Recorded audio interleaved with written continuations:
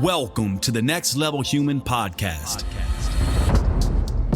As a human, you have a job to do. In fact, you have 4 jobs: to earn and manage money, to attain and maintain health and fitness, to build and sustain personal relationships, to find meaning and make a difference. None of these jobs are taught in school, and that is what this podcast is designed to do: to educate us all on living our most fulfilled lives through the mastery of these 4 jobs.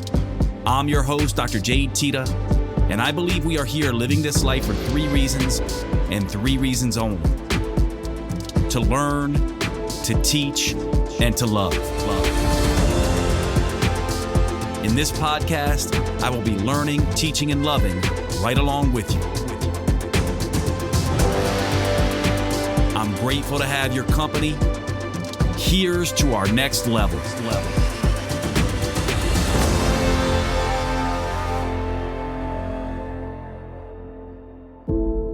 Okay, so I'm really excited about this conversation today. We have Dr. Jade Teta talking about this concept of next level human. I'm excited to have you. How are you? Good. What's going on?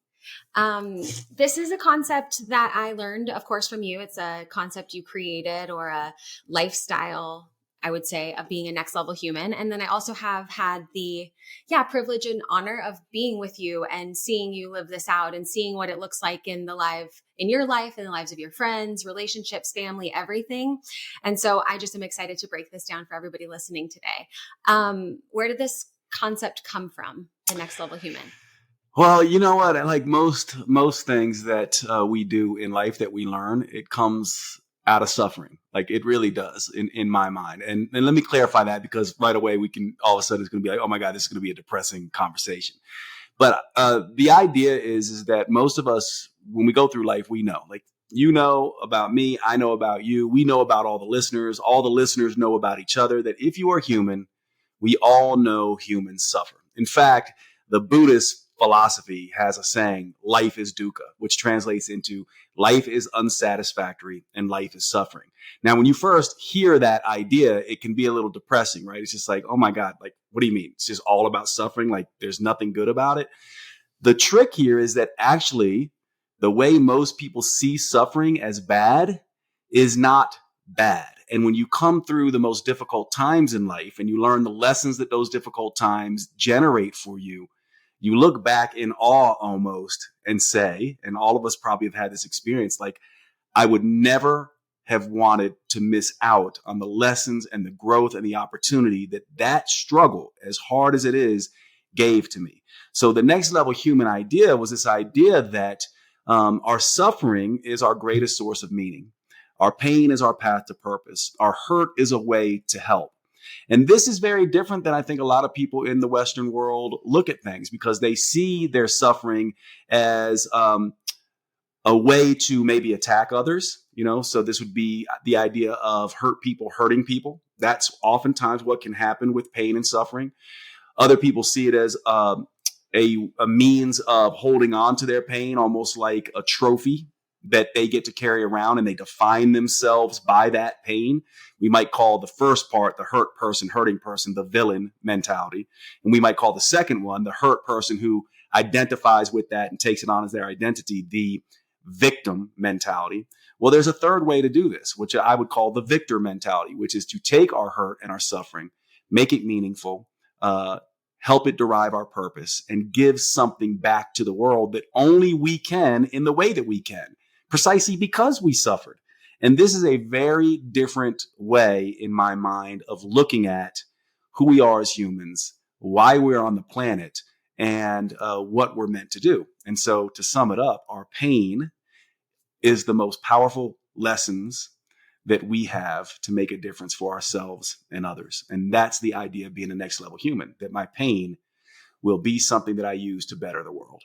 Mm-hmm. I have your book in front of me. This is one of my favorite books. And I've read it a bunch. My dad read it too, or he reads it, and sometimes we'll talk about it. But on the back here, it says, what does it take to become a next level human? Next level humans recognize there is nothing special or unique about their suffering. They know millions have endured the same hurt, pain, and negative forces. What sets them apart is their ability to turn suffering into meaning for themselves and others. And I think that really sums up just exactly what you said. And also, I remember one time I gifted this book to my dad. I think it was for Father's Day. And he came up to me one day and was like, "You're not a, what's it called? A PKM. PKM, is that what you call it in this book?" PMK. PMK. So prom marriage kids. Yes. He was like just pointing out that through one of the entries, and this is like a daily, for those of you that don't know the book, Human 365, it's like a daily thing. So like every day you have a little paragraph or a page or a sentence, whatever to read. And there's one part where you, bring that in, the PMK. Yeah. And it was funny because me and my dad had read the same thing, and the same day I happened to be at their house and he came out and was like, "You're not a PMK," So I think what I also love about the concept of a next level human is kind of the ownership of the way you choose to live your life and the ownership over that meaning, because it's a process with ourselves, but also with everything outside of us, right? Sometimes how we choose to be next level is very contradictory to the way the rest of the world thinks you should or supposed to be. And so that's probably one of my favorite concepts that's in here that I just remind myself like I could do it in my own order. Yeah, what's interesting about that, because I think a lot of people take the concept of PMK, prom marriage kids. The idea behind that is simply that there are certain cultural narratives that we all fall into. Like we do come from a culture, we share a certain cultural norms and mores and things like that. And prom marriage kids was my way of simply pointing out that in the Western world, oftentimes, at least in the United States and most Western countries, the job is essentially, hey, I go to the prom, at least here in the United States, like that's sort of your transition out of high school and, quote, out of your teen years. And then the next thing is, let me get married. And maybe there's a stopover in college, as well before that. And then there's kids. And then essentially those are the things that you were meant to do. And I think most of us in the Western world, at least in the United States, can relate to that. And so my point in bringing up the PMK story is not to say it's wrong. It's just to say, as next level humans, we need to define our own paths. And if that is chosen, the prom marriage kids is chosen consciously, it is an absolutely beautiful choice to make. And if it's not chosen consciously, it's a beautiful choice to make. What I'm saying is that most of us don't make these choices at all. We're not conscious that they are actually choices that we can make. Instead, we just buy into the narrative, hook, line, and sinker, and basically find ourselves in our future selves, like 30, 40, 50 years old, realizing, oh my gosh, I have never actually lived my life for myself. And so if you make the choice consciously of prom marriage kids, it's beautiful. But if you just take the unconscious narrative that culture tells you, then you're living what I would call the culture level self, as opposed to the next level self. And so the next level self takes their stories and says, I am the creator of my story, and I will not allow culture to create it. And by the way, there's another subtle distinction here, because the prom marriage kid person who is not conscious of that, right, and makes that choice, that's sort of the culture level idea. But if you're a contrarian, meaning that you just reject that just because culture says it's good, you're actually doing the same thing, right? You're actually saying, I'm going to reject that story simply because it's a culture level story, not realizing that you're rejecting it and that's still you being married to the culture. In other words, the idea is to be conscious of our own narratives, choices, stories. So maybe you do prom, but maybe you don't do marriage, or maybe you do prom and marriage, but you don't do kids, right? And you can do any combination of that you want. Life is your oyster, so to speak. And a next level human takes responsibility for those choices. Mm-hmm. Yeah, absolutely. And I heard you mention culture level human. And because I am pretty familiar with this whole next level human philosophy you've created, we have base level, culture level, and next level. And they're operating from different places for different reasons.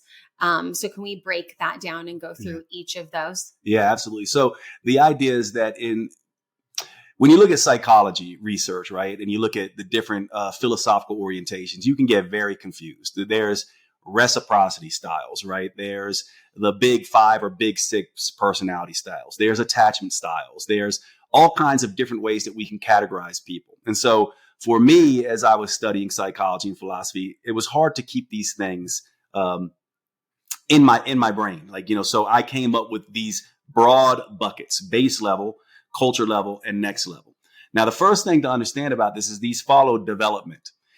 So when I say this, I don't want to trigger people because the base level person, oftentimes, if you're operating from more of a dualistic binary way of thinking, right, wrong, up, down, left, right, you'll tend to see base level as bad and next level as good. And I want to caution you not to do that because you'll find out here in just a minute that ultimately what it is integrating all three. But let's talk about the base level human first. So as children, our primary needs, psychological needs as we develop, are safety and security needs.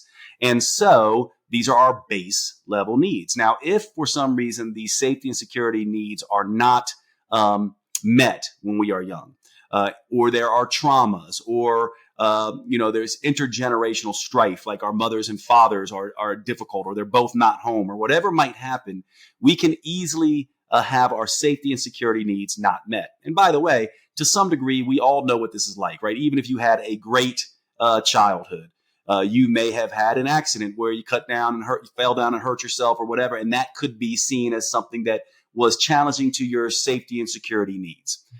The idea here, though, is a base level human is more like our child selves. And if you get stuck in that state, it's not a very good thing. Let's talk about this in a minute because I know people don't like the idea of invoking children for the base level sides of ourselves. But think about it. A child is completely reliant on their parents. They don't know that their mom and dad have a separate life. Mom and dad, as to a little kid, are seen as just extensions of the little kid. So the ego of a little child does not see that there are other people in the world who also have needs. So when we get arrested in the base level self, it turns into extreme individualism. It turns into this thing where it's just me and everyone else be damned. My needs, not your needs.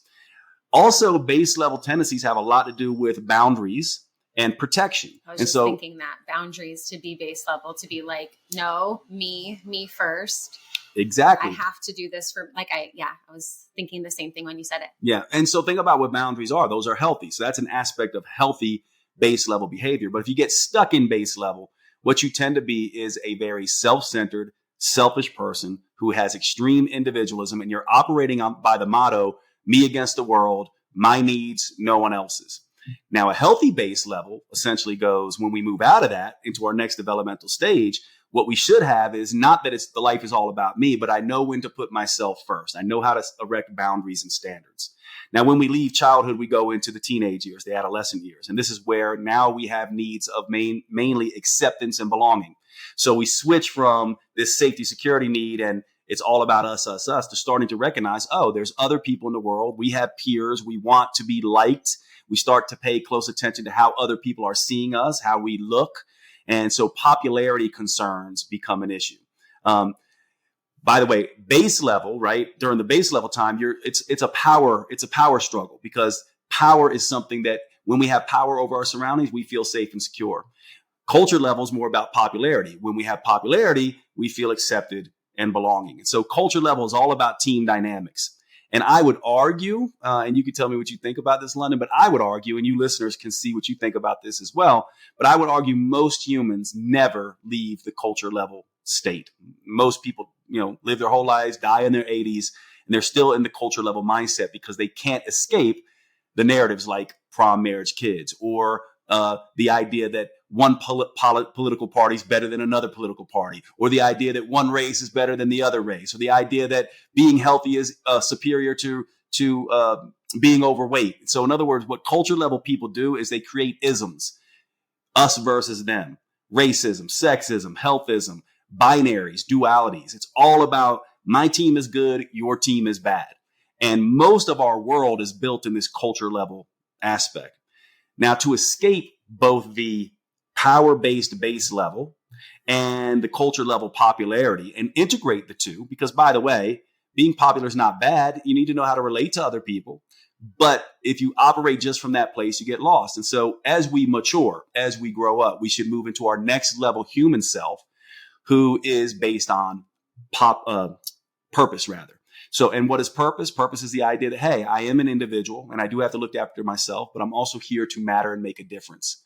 And so the base level is about power seeking for safety and security needs. The culture level is about popularity seeking for acceptance and belonging needs. And our next level human selves are about purpose seeking to matter and make a difference. And so long as power and popularity are in service of purpose, that's the healthy developmental state of a human. And you've reached your next level human state. But if you get stuck in base level, or you get stuck in culture level, and you never get to the place where you're looking at purpose and fulfillment, why you are here, how you want to matter, how you want to learn, teach, and love, which in my mind is the imperatives of the next level human, then you never get to that place where you can love your life, matter, and make a difference and be proud of who you are. Mm-hmm. Base, culture, and next level. And what I also love about the way that you, as the creator of this philosophy and kind of the way you've integrated it into your life, like some of our dialogue, you and I, or with your friends, will say things like, oh yeah, that's the culture level part of me. Or, hey, sorry about that, I went base level. And I love that because you really created something that you live by and that also others notice, including myself. And I think there's some things about you where I'm like, that's never going to rub off on me. But then there's some things like that where I'm like, oh yeah, like I say those things now. And it's cool because I think it's one thing to learn a philosophy and to break it down. It's another thing to see and notice how it's like showing up in your life. So yeah, I like that. I like the way that we talk like that. Yeah. And, I assume most of your listeners know now that you and I are partners. So Lunden and I are partners. And one of the things I remember about this is shortly after you and I first started dating, I forget what it was, but I was talking about something and you know how we do, all you listeners will relate to this, but you know how you do. Sometimes you get a little catty. Like you can get a little catty. All of us humans can do that. That was my base level self coming out. And yes, I remember that. And I said, oh my gosh, I'm so sorry that I went base level on you. And you were like, that's really interesting that you're able to admit that. But the point I think I'm trying to make here is that a next level human, one of the aspects of a next level human that's different is that they operate by the motto, always be learning.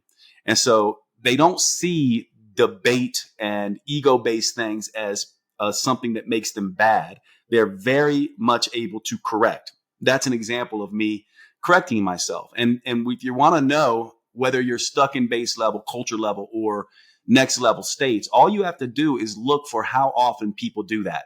Like, for example, again, talking about dating, like when you and I first started dating, conversations around exes and stuff like that. Base level humans will usually go disparage, attack, right? Culture level humans will maybe deny or avoid the whole conversation. Next level humans, you'll hear talk about things like, I learned so much from this. There's another part of the story, but they're always focusing on lessons. Base level humans are always focusing on winning. Culture level humans are always focusing on wounds. And this is a really interesting way that you can begin to say, what am I operating from? If they're talking about winning, I need to win, winners, and, I need to dominate, that's base level. If you're talking about team-based stuff where wounds, I was hurt, they weren't hurt, or they've never been through that, I have been through that, that's very culture level. Next level humans just always talk about, this is what I learned from this. This is how I grew. This is how I got better. So you can spot that in other people's behaviors, and you can spot that in yourself. Mm-hmm. Mm-hmm. And as you're talking about this, I have just a lot of visuals and memories of reactions in my life to stressful situations or just whatever might be happening that were very base level or culture level in a way where, like I remember being that way and I can't imagine being that way now because I feel like those parts are gone and have, let's say become more next level, if you will. And one thing I know about change and diving into this more next level philosophy, showing up in a new way, outgrowing some of the base and culture level behaviors. I hesitate to use the word defend, but that's kind of what comes up for me is like, and then we talked about boundaries as well, is like in this journey of taking the necessary action steps, learning, unlearning, growing to be this next level human.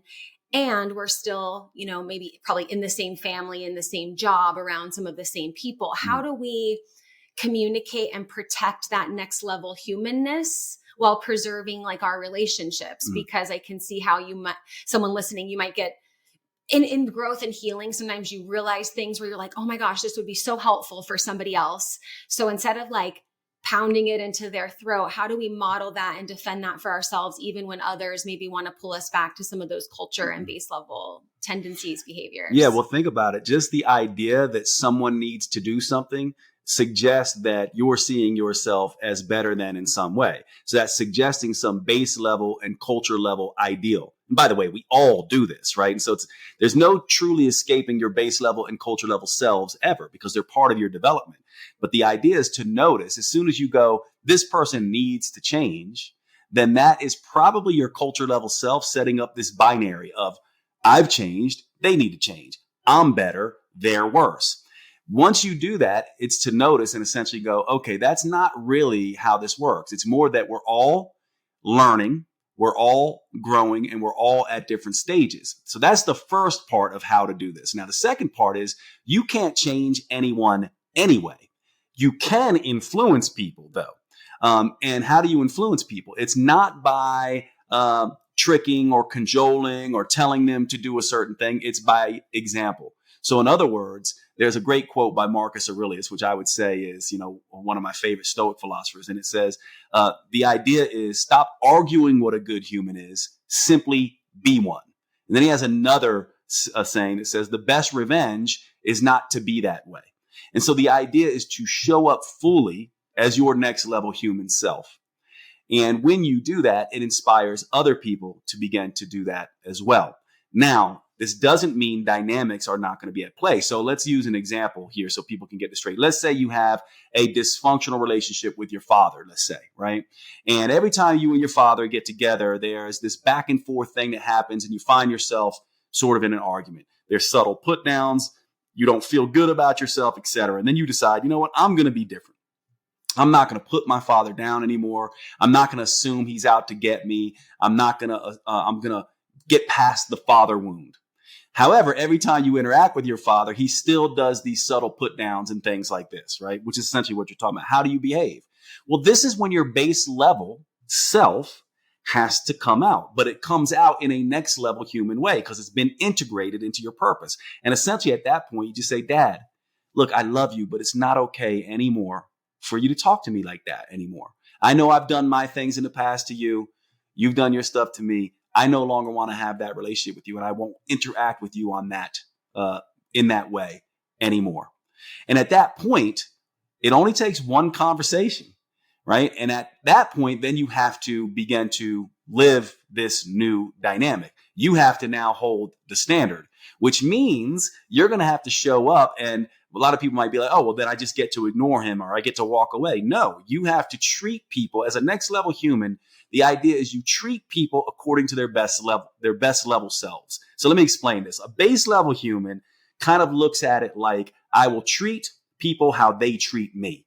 Eye for an eye, Hammurabi's code. That's the true base level state.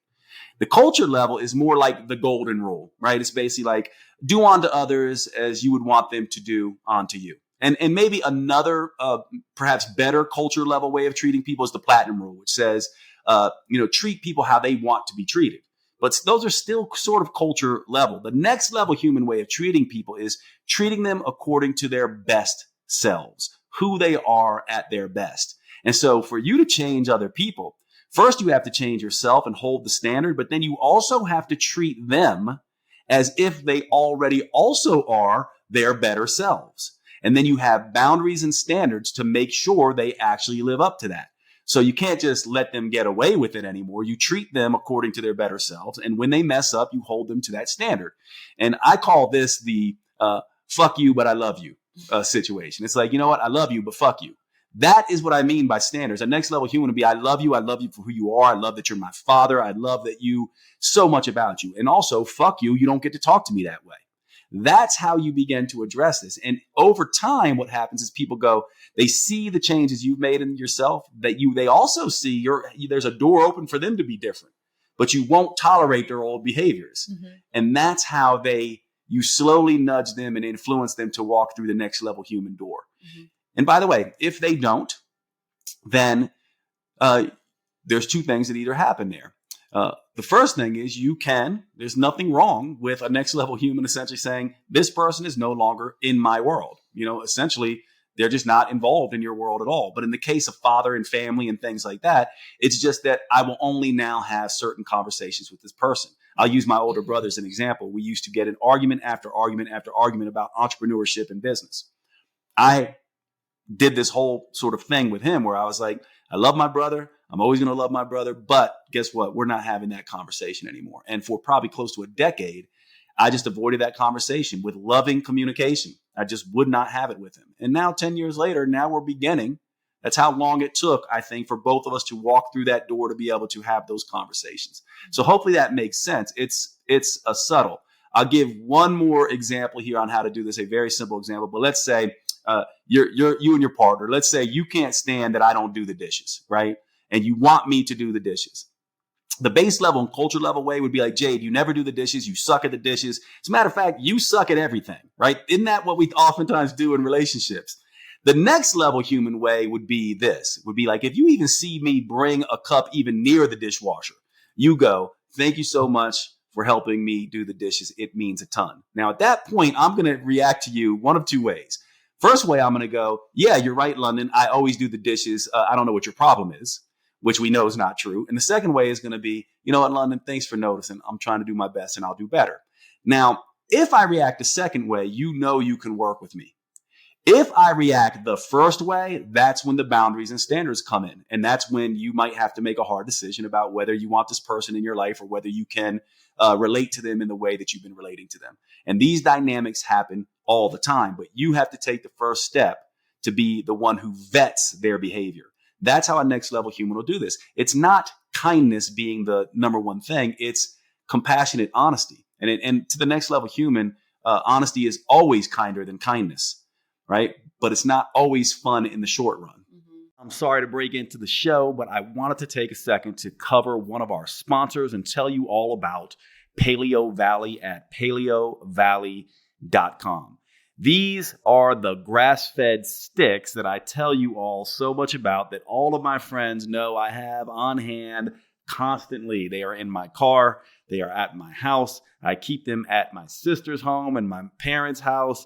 I have these things everywhere because they are the simplest, most convenient whole foods protein supplement you can get. Almost like carrying around pure protein, low-carb protein in your pocket. They also, these Paleo Valley beef sticks, are the only 100% grass-fed and grass-finished beef sticks on the market.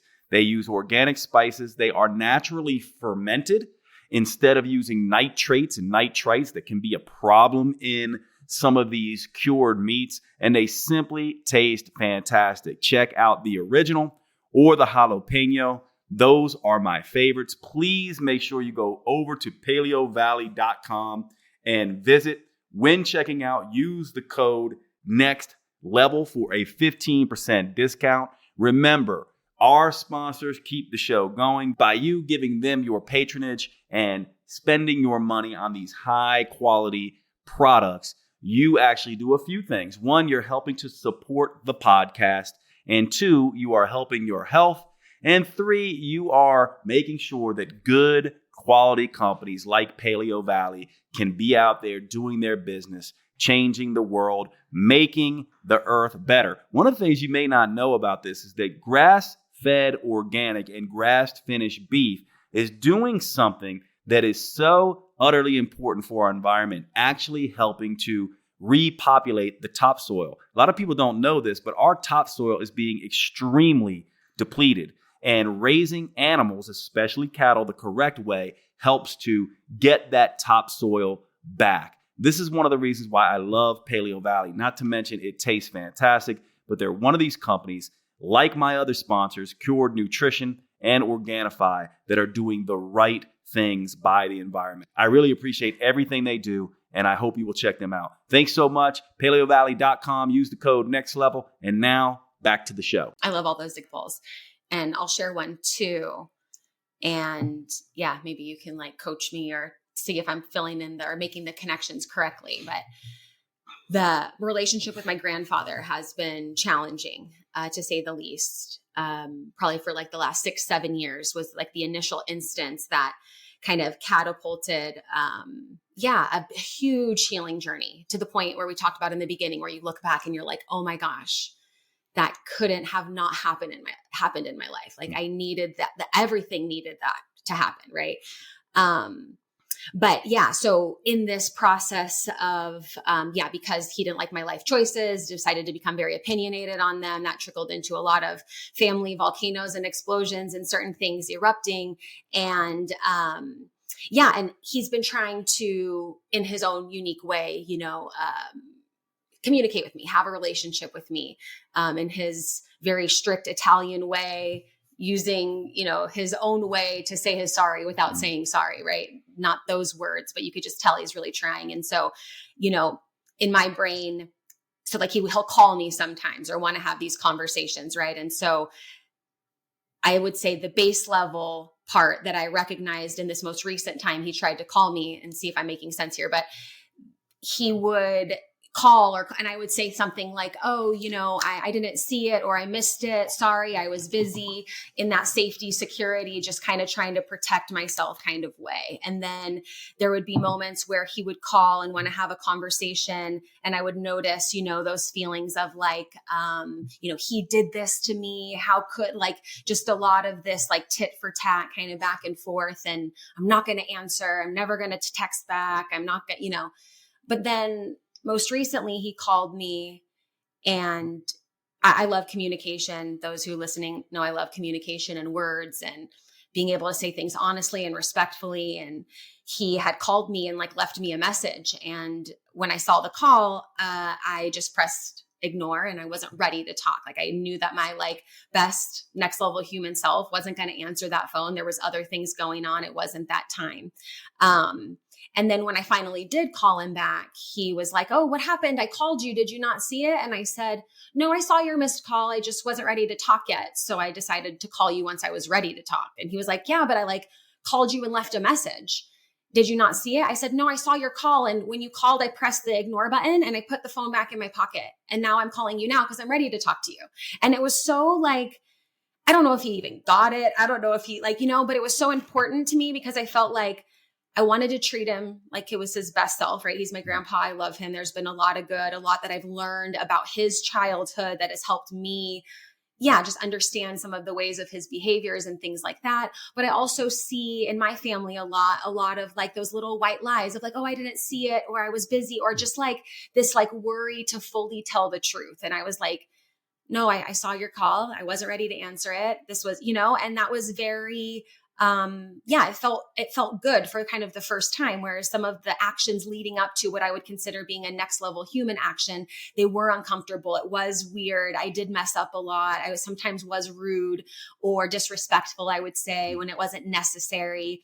But I kept trying, and I kept knowing that it was going to happen again, right? We'd be in the arena again. He was going to call again. I was going to see him at a family party. And even before that, we were at a family party and we were sitting down at a table, just kind of like this, talking. And he'll be the one, that will say things to me previously, like, oh, at your age, you should be married and all these things, right? All these shoulds. But that particular day, he was just really kind and was like, oh, interested in what I was doing, and was talking about me in a nice way to the person sitting next to us in a way where I was like, oh, he's changing, like things are changing. Like he's I really believe in like neuroplasticity and our ability to change our brains and do things different well into our older years. I think it's a cop out to just be like, I can't change anymore. So I started seeing some of those things. And then in our most recent conversation was really being able to say honestly and respectfully. And then it also felt congruent in my nervous system, right? Because I think sometimes you say it's not fake it till you make it, it's be it until you see it. And in some of those be it till you see it opportunities, it was uncomfortable. I did mess up a lot. There was like a lot of room for refinement. And then in the end, a very just truthful, honest, also considering my tonality too, like to the point of the dishes thing. Like if you put a dish next to the dishwasher and I was like, ooh, thank you, Jade, for doing that, and being so like, whatever. Like, I think there's there's tonality and like energetics to what you're saying too, in that process of being that person and communicating in that way. And so, I don't know if that made sense, but I just feel like that is my real life example of like what I've really been working on the last like 6 years, Yeah, it makes a lot of sense. And stories like this are the best stories because every single one, as you're telling me that, I can relate to many people in my family. And I'm sure the listener can too, right? We all know these dynamics. The first thing though, because let's deconstruct it a little bit though, because the first thing I think that we have to do here is work on ourselves, which you have done, right? I want to communicate better. And by the way, let's not forget the gifts that our family gave us. Part of the reason some of us find honesty important, find kindness important, are interested in empathy and compassion, is because perhaps we didn't see that in particular ways. We oftentimes forget that the people in our family are our greatest sources of practice. In fact, what I have noticed in my clinical work with people is that the things that they most want to change and be are the very things that they're most challenged by in their family, which brings up this incredibly interesting thing that what if in some weird woo-woo new age way, our family was chosen for us in very specifically so that we could work on these things that we needed to work on to grow to our next level. That's the first thing. We have to essentially say, I'm going to be it until I see it, my next level human self first. I'm not going to wait for them to change. I'm going to change. That's the first thing that you did, right? That I know about your story. The second thing though is to then treat your grandfather and all of us, right? Treat the other person as their best selves. One of the things I know about your story, I'm kind of in awe of your grandfather based on his some of his stories, because here's a man who worked his ass off, is taking care of the entire family, is, brought a lot of wealth and stability and safety and security financially to, not just his kids, but their kids, right? Like, this is who this man is. And there's a lot of power and beauty in that.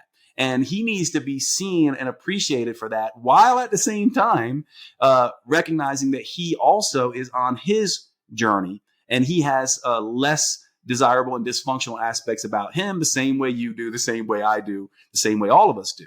And that by loving him, you love the part of him that has given the safety and security. You also love the part of him that is struggling with his base level and his culture level tendencies. And you call these people out on that in not a way of attack, but in an incredibly loving way. Let me give you an example, a visual that I like with this. Have you ever seen these videos where like there'll be like a bobcat or something that gets caught in a trap, in a hunter's trap? You ever see this stuff on like maybe YouTube, and they're trying to get this bobcat out of this trap, let's say. And a bobcat is a nasty creature, right? Like, it's just going to safety and security base level all day long. It does not know that that hunter is trying to save it. And so it's going to go after that guy viciously. But that guy, that hunter, is not reacting to, he doesn't go, you know what, you're mad at me, this bobcat, therefore I'm going to leave you in the cage and let you die, right? There's such compassion there. He doesn't take it personally. He knows that the bobcat is just afraid, and that the ferocious, aggressive reaction of the bobcat is because the bobcat is scared. And he continues to free the bobcat. The bobcat gets out of the cage and runs off, right? I like to use that visual when we're dealing with family members to realize that he's just in the cage. He's the bobcat in the cage who's scared to death, has a certain way of doing things, and you're presenting a very different way of doing things. And he is going to react from his base level self of aggression. And we have to hold the person, we have to hold the mentality of, this is just a scared person who's lashing out, and I'm still going to try to free them. I'm not going to let them scratch me. I'm not going to let them take my eyes out. I'm not going to let them keep doing this, but I am going to gently say, hey, you're in a trap. You're better than this. And I love you, and also fuck you. You don't get to treat me that way. And that is how we have to approach this. And then we have to have extreme patience and extreme love and compassion, that we show up like that every time. Every time. We don't do this victim thing where it's like, he was rude to me, he said X, Y, Z. If we love the person, we show up every time loving the parts of them that we know are beautiful, and also holding them to the standard of being a better human by our own boundaries and standards. And we must do that every single time. And of course, there's nothing wrong with just saying, you know what? You're so cruel. You're so nasty. You're so much, the bobcat, that even when you get out of the cage, you jump on my back and start scratching at my throat. I can't and won't deal with you. And that's how this is done. And it's always done this way. And by the way, when we do this in the most roundabout way, we're not healing them, just them. We're actually more healing ourselves, and we're breaking intergenerational traumas. We're breaking his he's breaking ours. We're all sort of completing the loop in the family. This is what makes it so beautiful. We cannot forget that those people in our lives who have caused some of the most difficult pain are the greatest teachers in our lives. And if you think about, this about me, but, we talk about this idea of, what's the word for, lovers who are like, spiritually connected, our soulmates, right? Like we think about that as romantic. But to me, a soulmate is your greatest human teachers, right? So to me, if your grandfather is your greatest teacher and you've had the most difficult time from him, he's probably taught you the most, and therefore he is your deepest soulmate. That's how I see soulmates. And I think there are multiples of them, right? The ones who teach you the most. So that's how I see this game. And it's a constant game. And it's not for accolades, because that would be a culture level human, right? And it's not to win, because that would be a base level human. It's so that you can grow, enrich others, and evolve the world. That's the next level. You're not doing it to win, and you're not doing it to be better. You're doing it to grow, to learn, to teach, and to love. And when you're coming at it from that place, it's not a matter of, if it's going to happen. It's just when, and there has to be patience there. Mm-hmm. Mm-hmm. I want to talk about your next level human journey that you've been doing, and which are in-person events and also virtual events for this story rewrite, this big, profound part to the next level human journey. And I got to participate in the two that you had at your place, and definitely participated, especially in a lot of the writing portion. And I know a lot of people listening to the podcast or who have followed me on social media for a long time know a lot of, these big stories, but I even go when we're talking about my grandpa, even before that was like my journey with PCOS and cystic acne, and just the most up and down, side to side moods, ways of processing or not processing. And then going back even further and being like, okay, yeah, I needed that. Because if I didn't overcome that hormonal journey, get my hormones in check, get my mood in check, get just kind of the way I act and react in the world kind of a little bit more, under control in a way that I am proud of, there's no way I would have been able to then, life be lifing or people be peopling and doing their thing. And it's like, then when I was presented with this opportunity for growth, as I see it now with my grandpa, I had to look back and be like, oh my gosh, if I was still that person who had PCOS, cystic acne, all these hormonal issues, and then this happened on top, it's like this giant, just layer after layer of stuff, and that work in process I often talk about, instead of it always being about the workouts, what the work ends, is really going back to a lot of those stories, rewriting what they meant for your life, and fully integrating that into the now, and even childhood stuff. It's so interesting to see how sometimes the things we're most scared of facing and dealing with end up being, and for anybody listening who's maybe, has some fear or reservation about doing the work-ins and that deep inner work, it's it's when you're in it, it's just like, you can't not appreciate it, I guess I should say. And it's been so helpful to go back and rewrite those stories, make them mean something better, realize I am the author in that space, to look back and say, I needed that. Those were tools. It wasn't just shit thrown at me. These were tools that I could actually use. And so in the next level human journey, there's a lot of walking and fasting, and also a lot of writing. And I had a lot of opportunities to write out a lot of these stories and what I wanted to make them mean in my next level human journey and my next chapters. So why is writing so important? Tell us a little bit more about the idea behind the next level human journey. Because I think this is it's one thing to have the concept, right, and be super chunked up.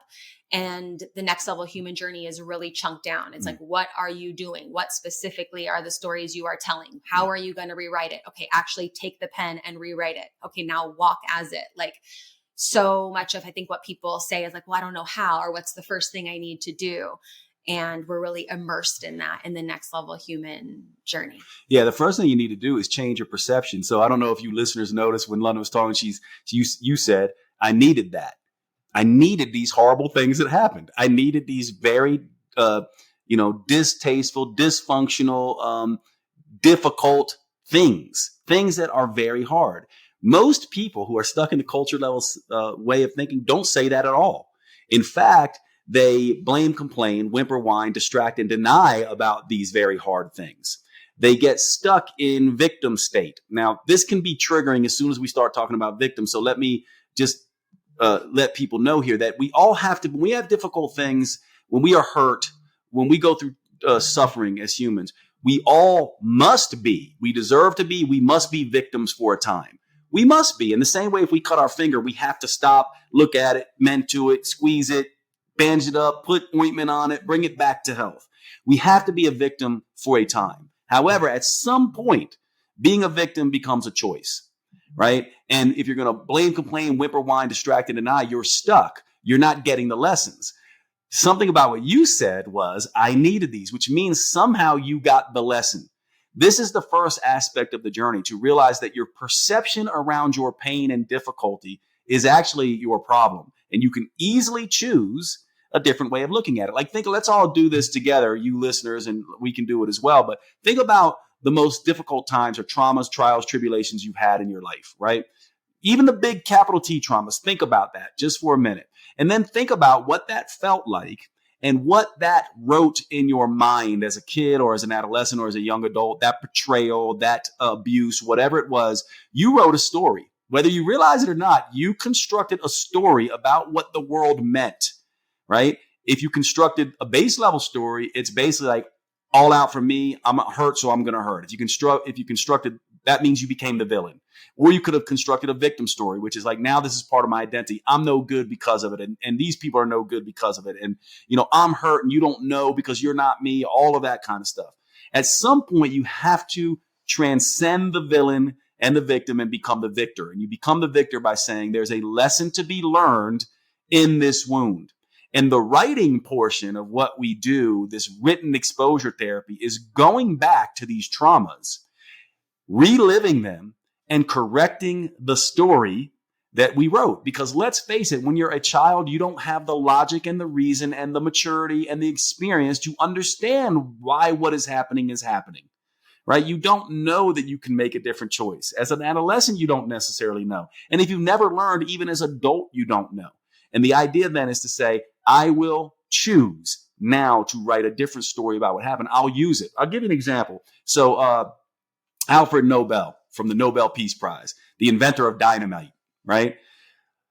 Before he died, there was an obituary that was written about him that he got to read because he wasn't dead yet. That basically said, described him as the merchant of death because he invented dynamite. He was also one of the richest people, if not the richest people in the world at the time. Now, he could have taken that and turned it to a victim and, did whatever. But what he did is he goes, I'm going to take the money that I made from inventing dynamite and I'm going to establish the Nobel Peace Prizes so that when I'm gone, all of my riches for the rest of eternity. We all know the Nobel Peace Prize. How many of them have been given out? And they're always given out to people who have great inventions or have done great work for peace. This is a redemption story. Alfred Nobel did this. When I was a kid, there's another one of, when I was growing up, there were always these missing kids on milk cartons. Well, the people who did that lost their kid. The little boy was raped, murdered, worst thing that can happen to parents. They could have easily chosen to be the villain or victim over that. What they chose to do instead, though, is save tens of thousands of other people's lives. In other words, they made it mean something positive for the world.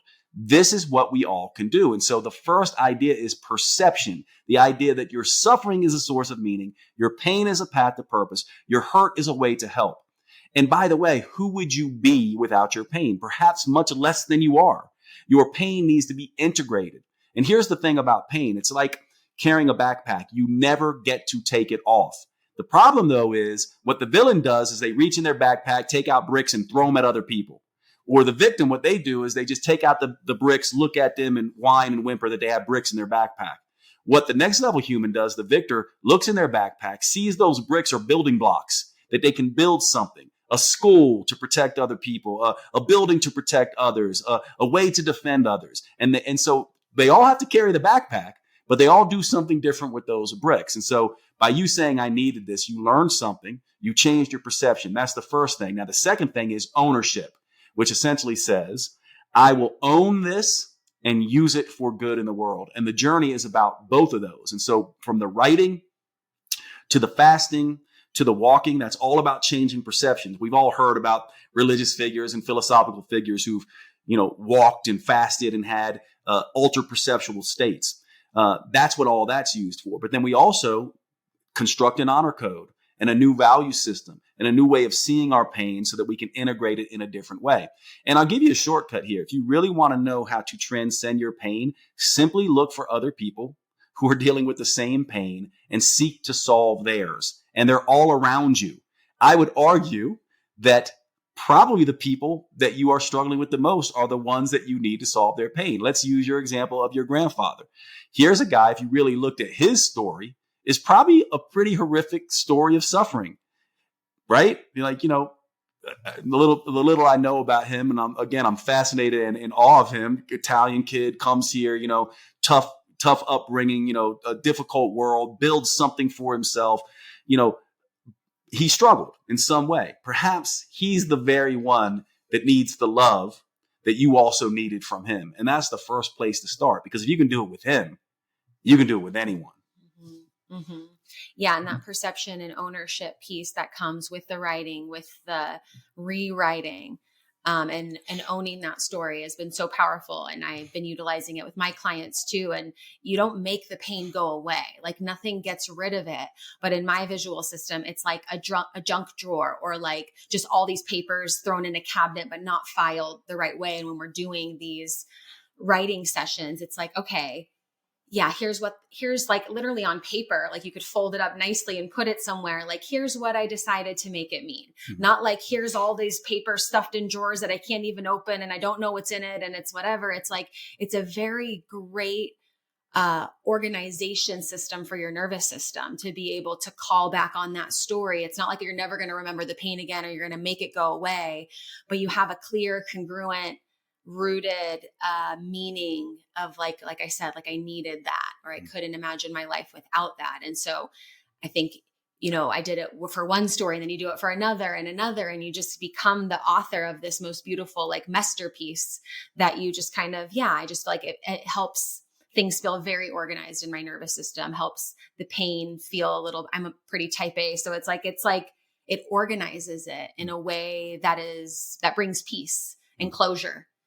In a way that I didn't realize was possible until I started diving into that myself through you, which I thought was really cool. Yeah. And think about it this way, right? Like, I forget what it's called, the name's skipping but there are people in the world who don't feel pain, and they end up cutting their arms off and doing all kinds of damage to themselves. You don't want to not have the pain. The pain is a reminder of the good you will do with it. It should not be a reminder of how unsafe and unsecure you are. It should be a reminder of how you should work to create safety and security in the world for yourself and others, right? It shouldn't be a reminder of how worthless you are. It should be a reminder of you can create and generate worthiness and acceptance and belonging for yourself and others. In other words, a hero or a victor, what is that really? Like when you think about what is a hero, every superhero we've ever learned about is simply someone who's hurt who chooses to help people. It's the opposite of the hurt person who hurts people. It's the person who is hurt who chooses to help. That's the difference. And you have to be that. And this writing, this narrative acts as, because here's the thing, once you write this, it's not like your life's just going to all of a sudden not have storms. In fact, the way life works is it goes, okay, Lunden, okay, Jade, okay, you all listening, it goes, this is who you want to be?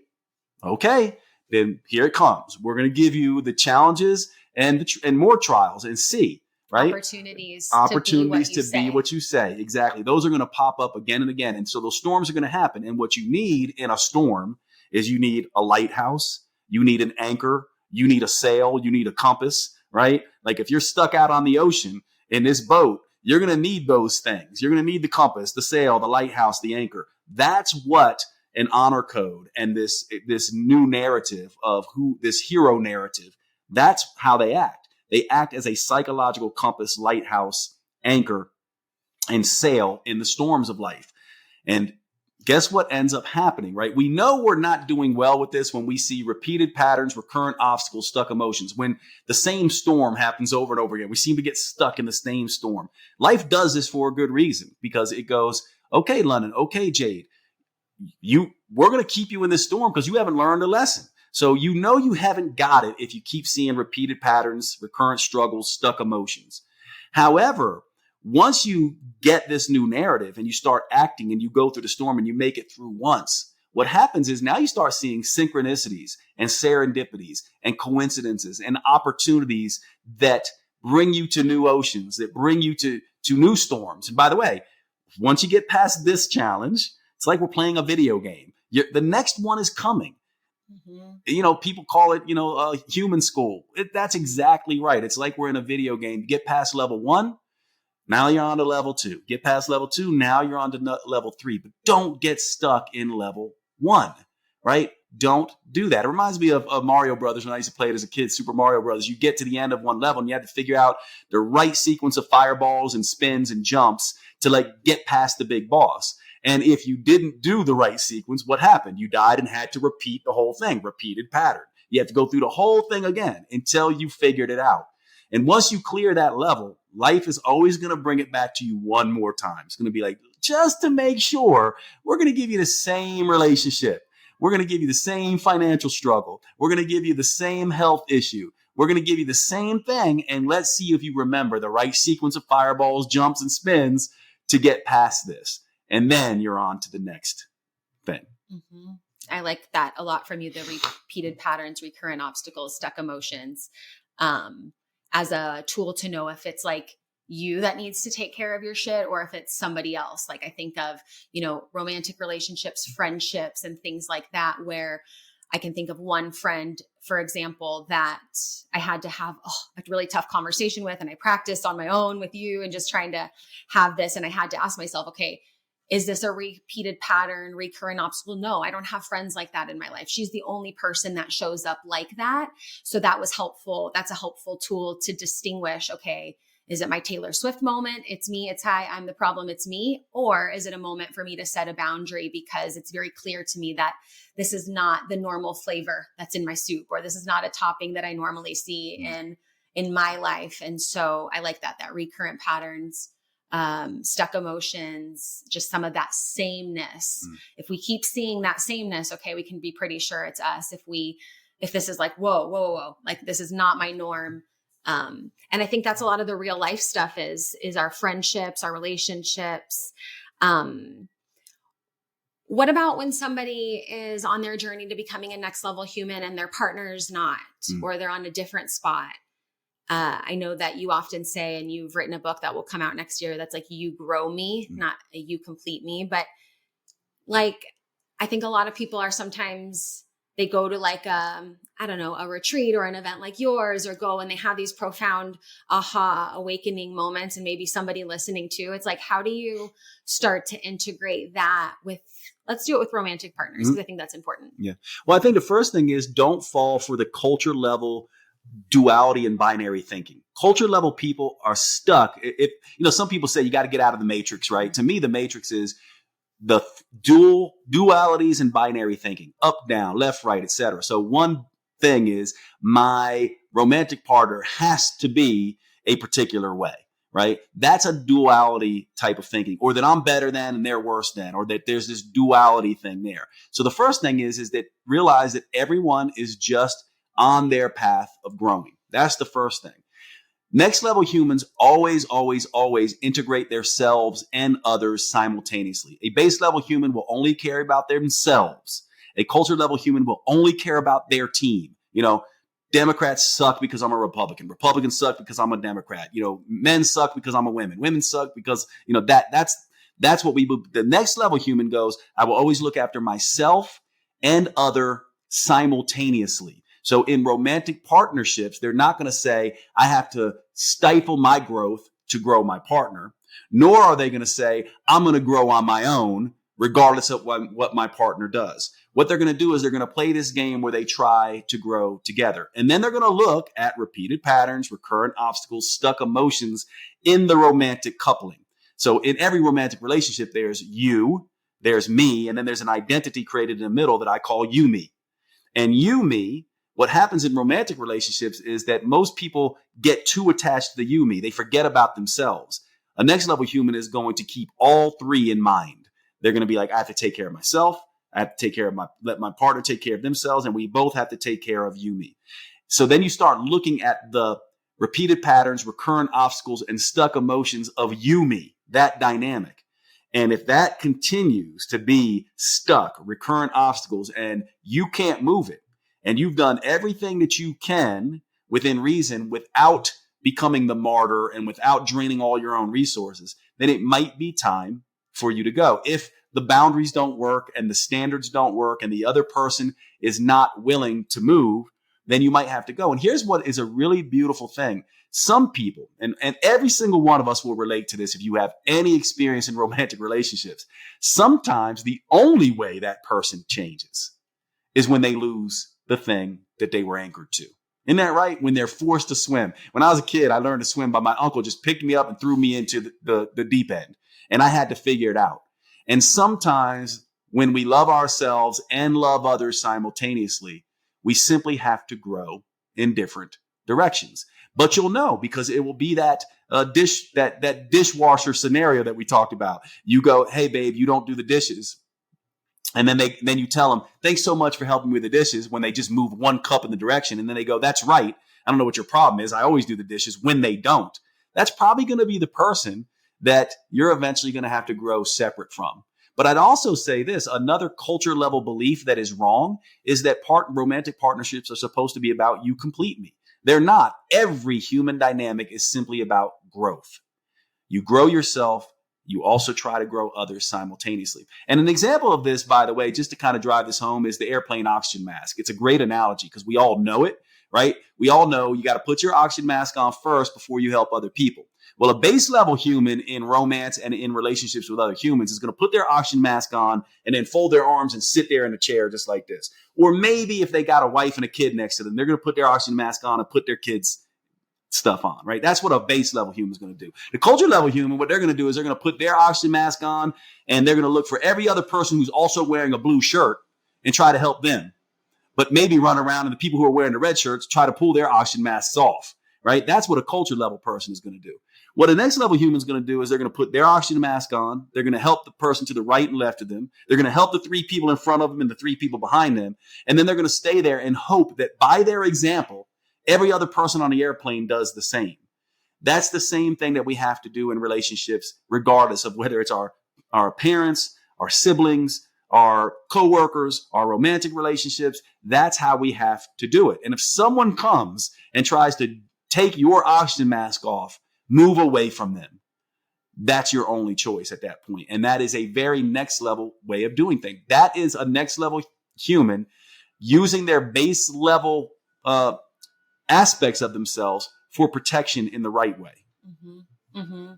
Yeah, I love that. And I think one of the things that I find is helpful for me when, planting seeds in other people's lives that we love in a way that's not like, I know this and you need to be this way and change now, is by sharing books with them or YouTube videos or things. So someone listening might be like, okay, I'm on board. This resonates with me. Maybe they've been listening to your work before, Jade.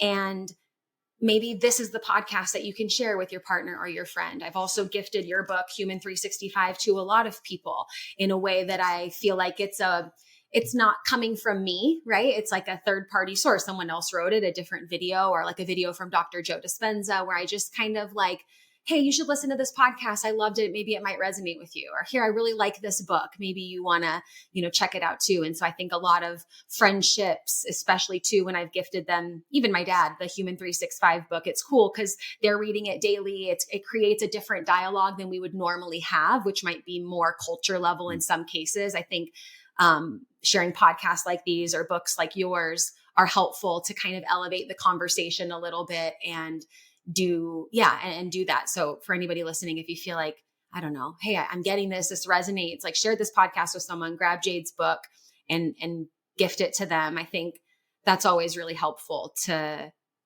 utilize other tools other than what we think the other person should be doing. One of the things that you and I talk about, and I think we could probably like wrap it up here, is living a life of used tos, like getting to the end of our lives, which death is an open topic between you and I, and we talk about it very realistically, that when we get to the end of our lives, we don't want to get to the end of our life thinking like, oh, we did things the same. Like, oh, I used to think this was important. I used to be a person that would react in this way. I used to treat people maybe in this way, and now I don't. And being really, fulfilled through all the different versions of ourselves and all of that change. The next level human lives by 3 imperatives in my mind. That's learn, teach, and love, right? And so if you get to the end of your life and you're saying things like, I always wanted to do this, and I always wanted to do that, and I wished I had been this, and I wish I had done that. This is a life where you didn't learn. So we can all check in right now. Like, how many of us have things that we can go, I wanted to do this, I wanted to do that, I wish I had done this, I wish I'd been that. What you really want to do is you want to, when you know you're learning, when you're like, I used to be a liar, I used to be a cheater, I used to be angry, I used to be so sad, I used to be overweight, I used to, not have visited all the countries I visited. Now I've traveled all over the place, right? So you know that you're living the next level human way of doing things when you can say, I used to. Wow, I used to, versus I wanted to. This means that you're learning. The primary goal set of a next level human in my mind is someone who wants to grow. And not just grow for themselves, but grow so that they can enrich others and evolve the world. That is what purpose and fulfillment is all about. And if you're going to do that, you really want to be someone who's all about the used tos. Culture level people don't change. Base level people resist change and even want to pull you backwards. And if you think about this, just historically speaking, base level humans are always trying to bring us backwards. They always are invoking something in the past that was better, and they're going to bring us back. Culture levels are always like, let's not change. Let's just stay right here. And there's this balance between next level people inching us forward, base level people pulling us backwards. And so if you're listening to this, I would say the more culture level people who start living this used to way of doing things, that I think change is a good thing. Change is the best thing. It's inevitable, by the way. Things are going to change regardless. So you might as well get on board and change with it. And when you do that, you tilt the balance.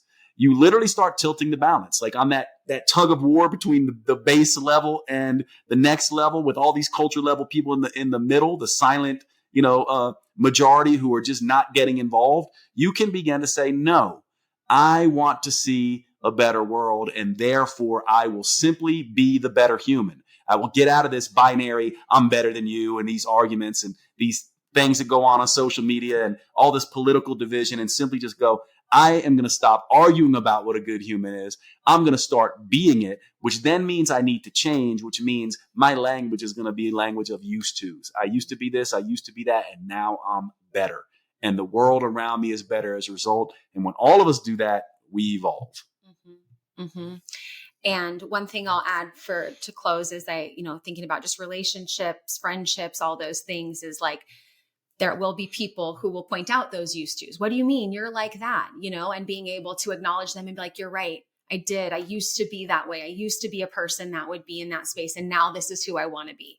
And acknowledging the used tos instead of, denying who we maybe once were and all these different evolutions. I feel like that's been helpful for me to have deeper friendships and relationships too, when they decide they maybe want to call me out on certain behaviors or whatever. I'm like, you're so right. Yeah, I did do that. Yeah. And let me say one thing about boundaries there, just as we wrap this up. To me, I think there's one rule that every next level human, aspiring next level human, needs to keep in mind. Never, ever let someone treat you a way you are not or no longer wish to be.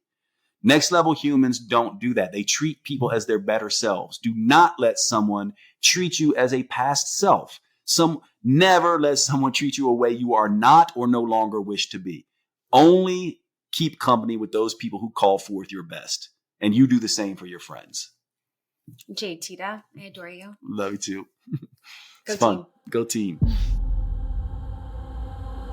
You have been listening to the Next Level Human podcast with Dr. Jade Teta. If you enjoyed this episode, please make sure you subscribe and consider leaving a review. You make the biggest difference when you pass on your lessons and inspire others. That's why reviews like this are so powerful. Your words may be the only ones that resonate for someone else. Please remember the information in this podcast is for educational purposes only. Always consult your personal physician or therapist before making any lifestyle changes. And finally, thank you for who you are in the world and the difference you make.